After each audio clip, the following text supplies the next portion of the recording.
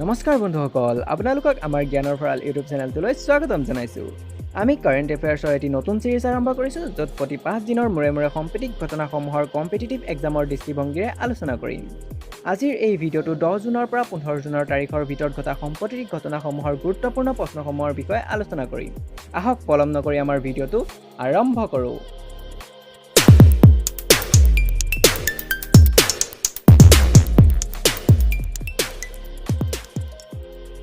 আমাৰ প্ৰথম প্ৰশ্নটো হৈছে ভাৰতবৰ্ষৰ কোনখন ৰাজ্য চৰকাৰে বন্দে উল্কা জননী গীতটোক জাতীয় সংগীত হিচাপে স্বীকৃতি দিছিল? আমাৰ শুদ্ধটো হৈছে উৰিষ্যা। উৰিষ্যা ৰাজ্য চৰকাৰখনে বন্দে উল্কা জননী গীতটোক জাতীয় সংগীত হিচাপে স্বীকৃতি দিছিল। এতিয়া আপোনালোকৰ মনত প্ৰশ্ন উত্থাপিত হ'ব পাৰে যে কি বন্দে উল্কা জননী গীতটো কোনে লিখিছিল আৰু কেতিয়া লিখিছিল? এই বন্দে উল্কা জননী গীতটো লক্ষ্মীকান্ত মহাপাত্ৰ নামৰ ব্যক্তি এজনে 1912 চনত লিখিছিল। যিহেতু এই প্ৰশ্নটোৰ লগত উৰিষ্যা শব্দটো বা উৰিষ্যা ৰাজ্যখন জড়িত হৈছে, সেইবাবে উৰিষ্যা ৰাজ্যৰ কেইটামান গুৰুত্বপূৰ্ণ প্ৰশ্ন চাওঁ আহক। উৰিষ্যা মেপত দেখিছেই উৰিষ্যাৰ অৱস্থান। এই উৰিষ্যা ৰাজ্যখনৰ ৰাজধানী হ'ল ভুৱনেশ্বৰ, ৰাজ্যপাল হ'ল গণেশ লাল আৰু মুখ্যমন্ত্ৰী হ'ল নবীন পটনায়ক। এই উৰিষ্যা ৰাজ্যখনতে কেইদিনমানৰ আগত সংঘটিত হোৱা আনফান ঘূৰ্ণীবতাহে প্ৰচুৰ পৰিমাণে প্ৰভাৱ পেলাইছিল। এতিয়া এই আনফান নামটো ওলাওঁতে এটা কথা কৈ থওঁ যে কি এই আনফান নামটো কোনে দিছিল? এইটো এটা বহুত গুৰুত্বপূৰ্ণ প্ৰশ্ন হয়। আপোনালোকে মনত ৰাখিব যে কি এই আনফান নামটো থাইলেণ্ডে দিছিল। এই উৰিষ্যা ৰাজ্যখনতেই ভাৰতবৰ্ষৰ সকলোতকৈ দীঘল নদীবান্ধটো অৰ্থাৎ হীৰাকুদ নদীবান্ধটো এই উৰিষ্যাৰ মহানদীৰ ওপৰতে অৱস্থিত। এই হীৰাকুদ নদীবান্ধটোৰ দৈৰ্ঘ্য হ'ল 4.8 কিলোমিটাৰ। আনহাতে ভাৰতবৰ্ষৰ বৃহৎ লুণীয়া পানী হ্ৰদটো আৰু পৃথিৱীৰ দ্বিতীয় বৃহৎ লুণীয়া পানী হ্ৰদটো এই উৰিষ্যাতে অৱস্থিত। এই হ্ৰদটোৰ নাম হ'ল চিল্কা হ্ৰদ। এতিয়া আমি আগবাঢ়োঁ আগৰ প্ৰশ্নটো। এতিয়া আমাৰ দ্বিতীয় প্ৰশ্নটো হৈছে ভাৰতবৰ্ষৰ প্ৰথম সৌৰচালিত নাওখনৰ নাম কি? ভাৰতবৰ্ষৰ প্ৰথম সৌৰচালিত নাওখনৰ নাম হৈছে আদিত্য। সৌৰচালিত মানে গম পাইছে, সৌৰশক্তিৰ দ্বাৰা চলে। এতিয়া এই ভাৰতবৰ্ষৰ প্ৰথম সৌৰচালিত নাও আদিত্যখন প্ৰথম ক'ত চলিছিল? কেৰেলাত চলিছিল। আৰু এটা কথা মনত ৰাখিব যে কি কেৰেলাৰ বেকম আৰু থাৱনকোথু মাৰ্গৰ এই আদিত্য নাওখন আইকন হৈ পৰিছে। এতিয়া আমি আগবাঢ়োঁ আগৰ প্ৰশ্নটো।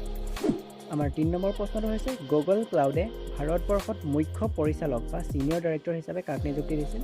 আমাৰ শুদ্ধটো হৈছে অনিল ভালুৰী। গুগলে ভাৰতবৰ্ষত মুখ্য পৰিচালক বা ছিনিয়ৰ ডাইৰেক্টৰ হিচাপে অনিল ভালুৰীক নিযুক্তি দিছিল। যিহেতু এই প্ৰশ্নৰ লগত গুগল জড়িত হৈছে, সেইবাবে গুগলৰ কেইটামান গুৰুত্বপূৰ্ণ তথ্য জানিব লাগিব।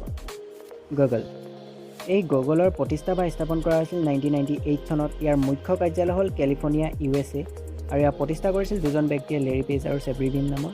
আৰু CEO হ'ল সুন্দৰ পিচাই। আপোনালোকে এটা কথা মনত ৰাখিব যে কি সুন্দৰ পিচাই হ'ল এজন ভাৰতীয় নাগৰিক। আমি আগবাঢ়োঁ আগৰ প্ৰশ্নটো। এতিয়া আমাৰ 4 নম্বৰ প্ৰশ্নটো হ'ল মাৰ্চাৰ্ছ 2020 কষ্ট অফ লিভিং ছাৰ্ভে অনুসৰি ভাৰতবৰ্ষৰ সকলোতকৈ দামী চহৰখনৰ নাম কি? আমাৰ শুদ্ধটো হৈছে মুম্বাই। মুম্বাই হৈছে ভাৰতবৰ্ষৰ সকলোতকৈ দামী চহৰ 2020 কষ্ট অফ লিভিং ছাৰ্ভে অনুসৰি। এতিয়া 2020 কষ্ট অফ লিভিং ছাৰ্ভে অনুসৰি ভাৰতবৰ্ষৰ সকলোতকৈ দামী চহৰ হ'ল মুম্বাই, দ্বিতীয় দামী চহৰখন হ'ল দিল্লী আৰু তৃতীয় দামী চহৰখন হ'ল চেন্নাই। এতিয়া পৃথিৱীৰ ভিতৰত সকলো দামী চহৰৰ ভিতৰত আমাৰ মুম্বাই 60 নম্বৰ স্থান লাভ কৰিছে। আনহাতে প্ৰথম দামী চহৰখন হ'ল হংকং, দ্বিতীয় দামী চহৰখন হ'ল তুৰ্কমেনিস্তান আৰু তৃতীয় দামী চহৰখন হ'ল টকিঅ'। আনহাতে এছিয়াৰ দামী চহৰসমূহৰ ভিতৰত মুম্বাইয়ে 19 নম্বৰ স্থান লাভ কৰিছে। আমি আগবাঢ়োঁ আগৰ প্ৰশ্নটো। এতিয়া আমাৰ 5 নম্বৰ প্ৰশ্নটো হৈছে Lockdown Lessons Living and Other Stories কিতাপখনৰ লেখক কোন? আমাৰ শুদ্ধটো হৈছে সুভা দে। জনপ্ৰিয় লেখিকা সুভা দেয়ে লকডাউনৰ সময়ছোৱাত শ্ৰমিকসকলৰ দূৰদৰ্শা আৰু কৰোণা ভাইৰাছৰ দৰে মহামাৰীৰ পৰিস্থিতিক লৈ Lockdown Lessons Living and Other Stories কিতাপখন লিখিছিল। এই কিতাপখন ভাৰতবৰ্ষৰ বিখ্যাত অভিনেতা সোনু ছেটৰ দ্বাৰা প্ৰকাশ কৰা হ'ব। COVID-19 বা কৰোণা মহামাৰীৰ লগত জড়িত থকা অন্য এখন গুৰুত্বপূৰ্ণ কিতাপ হ'ল বিহাইণ্ড দ্য মাস্ক COVID-19। এই কিতাপখনৰ লেখক হ'ল মহম্মদ আব্দুল মেনন। আপোনালোকে মনত ৰাখিব যে কি Lockdown Lessons Living and Other Stories কিতাপখন কোনে লিখিছিল? সুভা দে। আৰু বিহাইণ্ড দ্য মাস্ক COVID-19 কিতাপখন কোনে লিখিছিল? মহম্মদ আব্দুল মেনন। এতিয়া আমি আগবাঢ়োঁ। এতিয়া আমাৰ 6 নম্বৰ প্ৰশ্নটো হৈছে পৃথিৱীৰ গভীৰতম অংশলৈ যোৱা প্ৰথম মহিলাগৰাকীৰ নাম কি? আমাৰ শুদ্ধটো হৈছে কাইথি সুলেভান। কাইথি সুলেভানে হৈছে পৃথিৱীৰ গভীৰতম অংশলৈ যোৱা প্ৰথম মহিলা। এতিয়া আমি গম পালোঁ পৃথিৱীৰ গভীৰতম অংশলৈ যোৱা প্ৰথম মহিলাগৰাকীৰ নাম, কিন্তু পৃথিৱীৰ গভীৰতম অংশটোৰ নাম কি? পৃথিৱীৰ গভীৰতম অংশটোৰ নাম হৈছে মেৰিয়ানা খাদৰ চেলেঞ্জাৰ দ্বীপ। এই মেৰিয়ানা খাদৰ চেলেঞ্জাৰ দ্বীপৰ গভীৰতা হৈছে প্ৰায় 11,000 মিটাৰ। আৰু এই মেৰিয়ানা খাদৰ চেলেঞ্জাৰ দ্বীপ পশ্চিম আটলাণ্টিক মহাসাগৰৰ মেৰিয়ানা আইচলেণ্ডৰ পূব প্ৰান্তত অৱস্থিত। এতিয়া আমি আগবাঢ়োঁ 7 নম্বৰ প্ৰশ্নত। এতিয়া আমাৰ 7 নম্বৰ প্ৰশ্নটো হৈছে ভাৰতবৰ্ষৰ কোনখন ৰাজ্য চৰকাৰে অনলাইন ক্লাছ নিষিদ্ধ বা বেন কৰিছে? আমাৰ শুদ্ধ উত্তৰটো হৈছে কৰ্ণাটকা। কৰ্ণাটকা ৰাজ্য চৰকাৰে অনলাইন ক্লাছ নিষিদ্ধকৰণ বা বেন কৰিছে। কৰ্ণাটকা ৰাজ্য চৰকাৰে ক্লাছ 5লৈকে অনলাইন ক্লাছ নিষিদ্ধকৰণ কৰিছিল, কিয়নো গাঁৱৰ দুখীয়া ছাত্ৰসকলৰ অনলাইন ক্লাছ কৰিবলৈ হোৱা অসুবিধা আৰু অভিভাৱকসকলৰ অনলাইন ক্লাছৰ বিপক্ষে মতবাদৰ ওপৰত লক্ষ্য কৰি কৰ্ণাটকা ৰাজ্য চৰকাৰে অনলাইন ক্লাছ নিষিদ্ধকৰণৰ ব্যৱস্থা হাতত লৈছে। কৰ্ণাটকা, আপোনালোকে মেপত এয়া দেখিছে কৰ্ণাটকা। এই কৰ্ণাটকৰ ৰাজধানী হ'ল বাংগালোৰ। এই বাংগালোৰকে চিলিকন ভেলী অফ ইণ্ডিয়া বুলিও কোৱা হয়। ইয়াৰ মুখ্যমন্ত্ৰী হৈছে BS য়েডিয়ুৰাপ্পা আৰু ৰাজ্যপাল হৈছে বিজয়ভাই ভাল্লা। এতিয়া আমি আগবাঢ়োঁ আগৰ প্ৰশ্ন। আমাৰ 8 নম্বৰ প্ৰশ্নটো হৈছে পৃথিৱীৰ সবাতোতকৈ দীঘল ৰেলৱে প্লেটফৰ্মটো কোনটো ষ্টেচনত বনোৱা হ'ব? শুদ্ধটো হৈছে হুবলি ষ্টেচনত। হুবলি ষ্টেচনত পৃথিৱীৰ সবাতোতকৈ দীঘল ৰেলৱে প্লেটফৰ্মটো নিৰ্মাণ কৰা হ'ব। এতিয়া এই হুবলি ষ্টেচনটো ক'ত অৱস্থিত? এই হুবলি ষ্টেচনটো ভাৰতবৰ্ষৰ কৰ্ণাটকা ৰাজ্যত অৱস্থিত। এই হুবলি ষ্টেচনটোৰ দৈৰ্ঘ্য হৈছে 550 মিটাৰ। এই 550 মিটাৰ দৈৰ্ঘ্যৰ হুবলি ষ্টেচনটো 1400 মিটাৰ দৈৰ্ঘ্যলৈ বৃদ্ধি কৰি পৃথিৱীৰ সবাতোতকৈ দীঘল ৰেলৱে প্লেটফৰ্ম নিৰ্মাণ কৰা হ'ব। এই হুবলি ষ্টেচনটো নিৰ্মাণ কৰাৰ আগলৈকে গৰখপুৰ ৰেলৱে ষ্টেচনটো ভাৰতবৰ্ষ তথা পৃথিৱীৰ সবাতোতকৈ দীঘল ৰেলৱে প্লেটফৰ্ম আছিল আৰু এই গৰখপুৰ ৰেলৱে প্লেটফৰ্মটোৰ দৈৰ্ঘ্য হৈছে 1364 মিটাৰ। আপোনালোকে মনত ৰাখিব যে কি পৃথিৱীৰ সবাতোতকৈ দীঘল ৰেলৱে প্লেটফৰ্মটো কোনটো ষ্টেচনত নিৰ্মাণ কৰা হ'ব? হুবলি ষ্টেচনত। এই ৰেলৱেৰ লগত জড়িত থকা এটা গুৰুত্বপূৰ্ণ প্ৰশ্ন আপোনালোকক জনাই দিওঁ।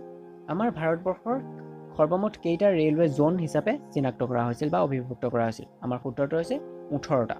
আমাৰ ভাৰতবৰ্ষৰ 18টা ৰেলৱে জোন আছে। আপোনালোকে মনত ৰাখিব যে কি ভাৰতবৰ্ষৰ 18টা ৰেলৱে জোন হিচাপে চিনাক্তকৰণ কৰা হৈছিল বা আছে। এতিয়া আমি আগবাঢ়োঁ আগৰ প্ৰশ্নটো। এতিয়া আমাৰ 9 নম্বৰ প্ৰশ্নটো হৈছে কোন তাৰিখে বিশ্ব শিশু শ্ৰমিক দিৱস উদযাপন কৰা হয়? আমাৰ সূত্ৰটো হৈছে 12 জুন। 12 জুন তাৰিখে বিশ্ব শিশু শ্ৰমিক দিৱস উদযাপন কৰা হয়। এই শিশু শ্ৰমিক দিৱসৰ থিমটো হৈছে protect children from children labour নাও মোৰ দেন এভাৰ। আপোনালোকে কোন তাৰিখে শিশু দিৱস উদযাপন কৰা হয় এই তাৰিখটো আৰু ইয়াৰ থিমটো মনত ৰাখিব। এতিয়া আমি আগবাঢ়োঁ আগৰ প্ৰশ্নটো। আমাৰ 10 নম্বৰ প্ৰশ্নটো হৈছে পৃথিৱীৰ সৰ্বপ্ৰথম কোনখন দেশে ইলেক্ট্ৰিকেল অভাৰহেড লাইনৰ জৰিয়তে ডাবল ষ্টিক কণ্টেইনাৰ ট্ৰেইন পৰিচালনা কৰিছিল? আমাৰ সূত্ৰটো হৈছে ভাৰত। ভাৰত দেশখনে পোন প্ৰথমবাৰৰ বাবে ইলেক্ট্ৰিকেল অভাৰহেড লাইনৰ জৰিয়তে ডাবল ষ্টিক কণ্টেইনাৰ ট্ৰেইন পৰিচালনা কৰিছিল। এতিয়া ডাবল ষ্টিক কণ্টেইনাৰ ট্ৰেইন মানে কি? ডাবল ষ্টিক কণ্টেইনাৰ ট্ৰেইন মানে হৈছে এটা ডবাৰ ওপৰত আনটো ডবা নিয়া কাৰ্য। মানে দুমহলীয়া বাছৰ নিচিনা এইটো হ'ব দুমহলীয়া ট্ৰেইন। এই ডবাসমূহ যাত্ৰীবাহী ডবা নহয়, এই ডবাসমূহ সামগ্ৰী নিয়া ডবা। আপোনালোকক মই এটা ফটো লগাই দিম, আপোনালোকে চাই ল'ব। আমাৰ ভাৰতবৰ্ষ একমাত্ৰ দেশ যি দেশখনে ইলেক্ট্ৰিকেল অভাৰহেড লাইনৰ জৰিয়তে ডাবল ষ্টিক কণ্টেইনাৰ ট্ৰেইন পৰিচালনা কৰিছিল। এতিয়া এই ডাবল ষ্টিক কণ্টেইনাৰ ট্ৰেইন ক'ৰ পৰা ক'লৈ পৰিচালনা কৰিছিল? আমাৰ গুজৰাটৰ পলনপুৰৰ পৰা বুটাক ষ্টেচনলৈকে পোনপ্ৰথমবাৰৰ বাবে ডাবল ষ্টিক কণ্টেইনাৰ ট্ৰেইন পৰিচালনা কৰিছিল। এতিয়া আমি আগৰ প্ৰশ্নটো আৰম্ভ। আমাৰ 11 নম্বৰ প্ৰশ্নটো হৈছে পৃথিৱীৰ কোনখন দেশে এটি পথৰ নাম সলনি কৰি গুৰু নানক পথ নামেৰে নামাকৰণ কৰিছে? সূত্ৰটো হৈছে ব্ৰিটেইন। ব্ৰিটেইন দেশখনে লণ্ডনৰ এণ্ডিজ হেভেলক নামৰ ৰোডটো নাম সলনি কৰি গুৰু নানক পথ নামেৰে নামাকৰণ কৰিছে। এই ব্ৰিটেইন দেশখনৰ কেপিটেল হ'ল লণ্ডন, কাৰেঞ্চি হ'ল পাউণ্ড ষ্টেৰ্লিং আৰু PM হ'ল বৰিছ জনছন। আমি আগবাঢ়োঁ এতিয়া। আমাৰ 12 নম্বৰ প্ৰশ্নটো হৈছে কেতিয়া বিশ্ব ৰক্তদান দিৱস উদযাপন কৰা হয়? আমাৰ শুদ্ধ উত্তৰটো হৈছে 14 জুন। 14 জুন তাৰিখে বিশ্ব ৰক্তদান দিৱস উদযাপন কৰা হয়। Blood donate day. Blood donate ডেৰ থিমটো হ'ল save blood save life.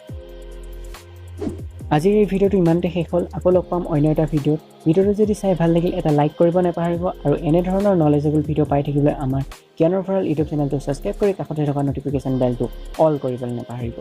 Thanks for ৱাচিং।